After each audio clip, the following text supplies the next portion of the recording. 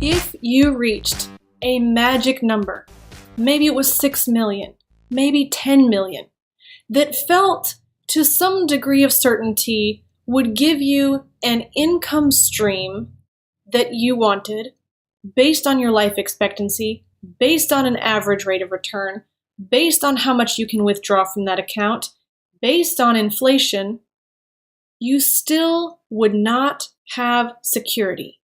Because any time that you put money into an account somewhere, and at some point you stop the input and you expect to be able to maintain and retain that principal until the end of your life without running out of money, it's the definition of insolvency.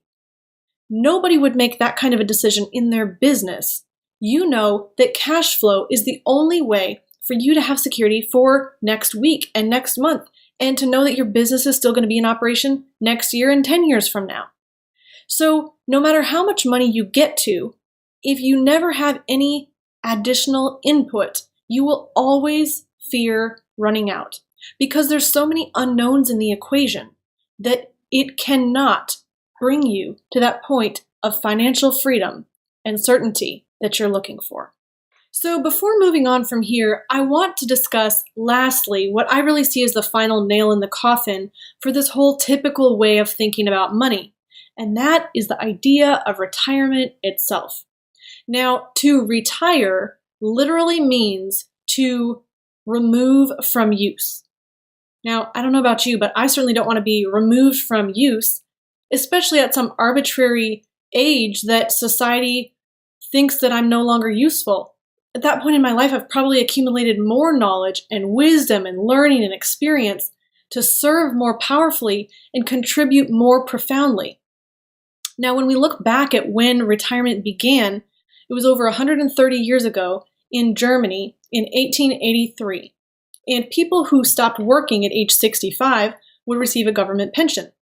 Now, at that time, life expectancy was not even 65 years old, and so very few people were living past that age and actually receiving retirement pensions.